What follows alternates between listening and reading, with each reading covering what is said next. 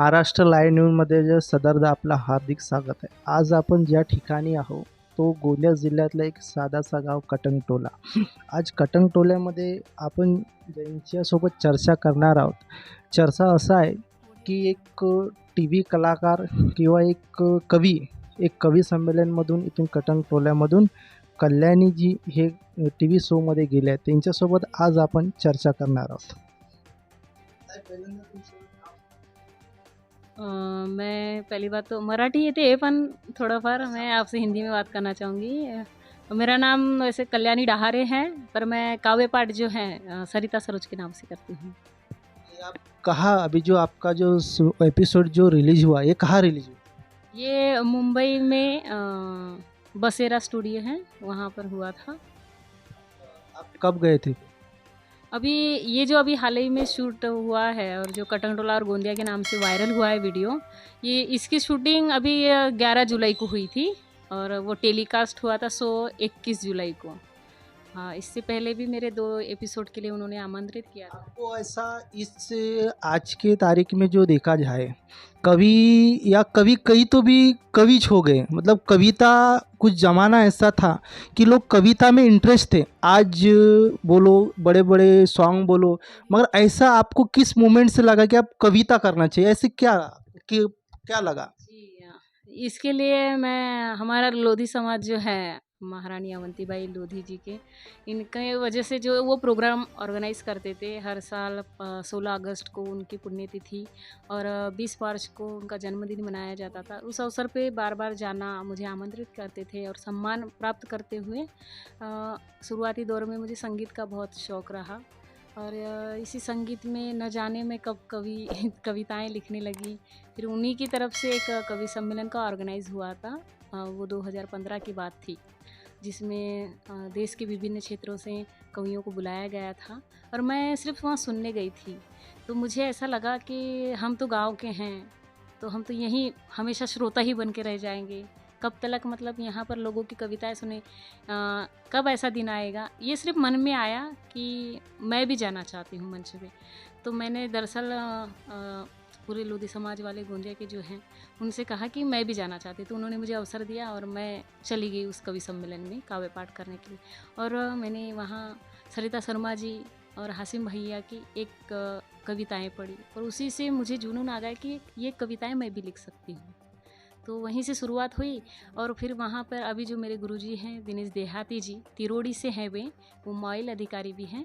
तो उन्होंने वहाँ से अनाउंसिंग किया कि इस बेटी को हम आगे बढ़ाएंगे और फिर उन्होंने कविता के क्षेत्र में मुझे मार्गदर्शित करते रहे और मैं अपनी कविताएं लिखती रही। और इसी दौरान 2015 से आज मुझे करीबन 8-7 साल हो गए हैं और उस वहीं से मेरा दौर शुरुआत हुई।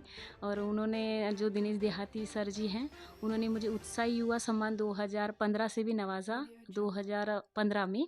और उसी के बाद में मुझे भीष्म साहित्य सम्मान 2016 गाडरवाड़ा जो नरसिंहपुर है मध्य प्रदेश में, वहाँ से सम्मानित करें। फिर उसके बाद में मुझे कोकिला सम्मान सावनेर से पत्रकार बंधु हैं सुधाकर जी, उन्होंने दिया। फिर उसके बाद में JCI इंटरनेशनल जो चैम्बर चलाते हैं उनके तरफ से नागपुर में पुरुषोत्तम मोदी जो हैं जो भारत पेट्रोलियम है, उनके दौरान मुझे आउटस्टैंडिंग यंग पर्सनैलिटी अवार्ड 2019 में मिला। ऐसा ये दौर चलता गया और मैं सम्मानित होती गई। आज देखा जाए कि आपके पास छोटी बच्ची है और जिस तरीके से आप बताएं तो आपके जो मिस्टर है वो भी पुलिस में, उनकी भी ड्यूटी आप आज देखा जाए, मगर इस दौरान आपने इस कवि को कैसे क्या जपे और आप आज को आपको घर को देखना है, उसके बाद आपके बच्चे को देखना है, इस वातावरण में आपने आप कवि को कैसे क्या जपे? आपका जर्नी कैसी क्या है कविता करने के फिर? ये बात तो बहुत अच्छी की। शुरुआती दौर मेरे मम्मी पापा का सपोर्ट रहा जब मेरी शादी होने की थी। मम्मी पापा भी डरते थे कि लड़की की जात है, इसने गांव से अकेले, शुरुआती में पापा भी आते थे, फिर पापा के जो व्यापार हैं, मेरे पापा सब्जी भाजी का काम करते हैं, तो उनके व्यापार में भी बहुत काफ़ी नुकसान होने लगा। तो उनका आना धीरे-धीरे बंद और मेरे भी प्रोग्राम पे थोड़ा इफ़ेक्ट हो गया। मैंने भी मना कर दी गई मैं कि कब तक पापा का भी लॉस होता रहा। फिर नहीं, मैंने अकेले ही जाना सफ़र प्रारंभ किया, जहाँ परिचित के लोग हैं, जहाँ परिचित की कवियत्रियाँ हैं, उनके साथ होते हुए मैं निकल पड़ी। फिर शादी के बाद में कुछ साल गैप ही रहा क्योंकि कोरोना भी आ गया था। मेरी शादी 2021 में हुई। फिर मेरी सासू माँ भी बहुत मतलब एजुकेटेड हैं, 2 साल सरपंच रह चुकी। उनका कोई ये नहीं था कि बंद करना है कवि सम्मेलन वगैरह करके। और मिस्टर से भी मैंने यही कहा था कि मैं शादी भी कर रही हूँ तो मुझे आप सपोर्ट कीजिएगा। तो उनको भी कविताओं में उनको लगा कि इतना भी कोई मतलब अच्छा फ़ील्ड है कविताओं में। मेरी वाइफ़ मतलब मैं अभी मास्टर डिग्री भी की हूँ साहित्य में, बीएससी हॉर्टिकल्चर भी हुआ। प्लेन बायो से मुझे मेरा डीबी साइंस कॉलेज से भी स्टडी हुआ। तो इतना एजुकेशन है तो कुछ न कुछ मतलब आगे बढ़ना चाहिए। मेरे मिस्टर का हमेशा सपोर्ट रहा और शुरुआती दौर में भी वो मेरे साथ भी आते थे। ऑन ड्यूटी भी रहे तब भी उन्होंने मुझे सपोर्ट किया कि नहीं, आज तुम आगे बढ़ रही हो। कहीं न कहीं मेरे मन में भी ये विचार आया कि काव्य जगत को छोड़ के मैं कुछ जॉब वगैरह ढूँढ लूँ, एग्रीकल्चर विभाग में चली जाऊँ। तो उन्होंने मुझे बड़े ही सहजता से ये कह दिया कि तुम्हारा जो है एम वो ये है कि तुम कविताओं में बहुत पारंगत हो, तुम इसी क्षेत्र में आगे बढ़ो।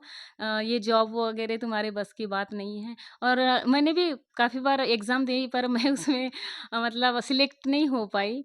तो मुझे भी लगा कि कहीं न कहीं कविताओं में ही मेरा भविष्य है और मैं उस पे कार्य करती रही और परिवार का भी पूरा सपोर्ट मिलता रहा ससुराल पक्ष से। आज जो आप मुंबई में जो कार्यक्रम को गए तो उसकी जर्नी कैसी रही, कैसे क्या आप उस कार्यक्रम तक पहुँचे? जी। ये मुंबई शो तो मुझे अभी अभी जब ये वायरल चला तो आप भी आए, मैं तो धन्यवाद करती हूँ महाराष्ट्र टाइम का भी। इससे पहले भी मैं ज़ी न्यूज़ पे जा चुकी हूँ। कवि युद्ध जो प्रोग्राम होता था, जिनके जो संचालक थे राकेश तनेजा जी थे प्रोड्यूसर वहाँ के। और मुझे अनामिका अंबर दीदी और बाकी सभी सहयोगी कवि लोगों ने मेरा वहाँ पे नाम दिया था, जिसमें हासिम भैया ने, मैं बोलूँगी हासिम फिरोज़ाबादी, मैं उनको अपना भाई मानती हूँ। और उनके जो गाइडलाइन हैं, मैंने शुरुआती दौर से उनकी कविता को गुनगुनाया है, जिया है। तो उन्होंने मुझे कहा कि आपको यहाँ जाना चाहिए, तो उन्होंने मेरा नाम वहाँ पे सजेस्ट किया था। तो मैं सबसे पहली मेरी जो यात्रा थी टेलीविज़न की, वो ज़ी न्यूज़ की थी। हाँ, और फिर इसी इसी दौरान मैं रायपुर में आईबीसी 24 पे भी गई हूँ, जिसमें होली महोत्सव के लिए मुझे बुलाया गया था। उसमें cartoon network, IBC 24 cartoon network करके जो चैनल चलता है, हर साल वो होली महोत्सव में करवाते हैं। वहाँ भी मुझे बहुत मान-सम्मान मिला और पूरे रायपुर की जो है, ज़्यादा से ज़्यादा अगर मैं काव्य पाठ की हूँ, तो मेरे 150 से 200 काव्य पाठ मैंने अकेले रायपुर राजधानी में की हूँ। और फिर ये जो दौर आया बनवा व्हिडिओ, पाठवा व्हिडिओ. आम्ही तुमच्या न्याय हक्कासाठी लढतो. ताज्या बातम्या व घडामोडींसाठी पाहत राहा फक्त महाराष्ट्र लाईव्ह न्यूज. आजच आमच्या चॅनलला लाईक करा, सबस्क्राईब करा, शेअर करा, कमेंट करा आणि हो, बेल आयकॉन दाबायला विसरू नका. जय महाराष्ट्र.